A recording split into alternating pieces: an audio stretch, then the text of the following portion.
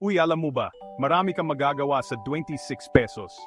Una, syempre, pagkain. Sa 26 pesos may pandesal at itlog ka na o kaya konting gulay para sa ulam.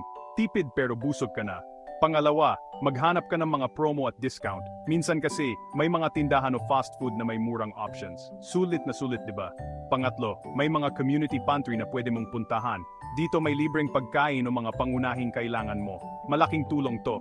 Pang-apat, iwasan mo muna yung mga hindi naman importante. Hindi mo kailangan ng soft drinks o chichirya araw-araw. Mas makakatipid ka. Panglima, sa hapon, punta ka sa palengke. Mas mura na kasi yung mga natitirang gulay at prutas.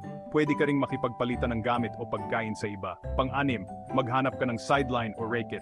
Kahit maliit lang ang kita, malaking tulong na yon.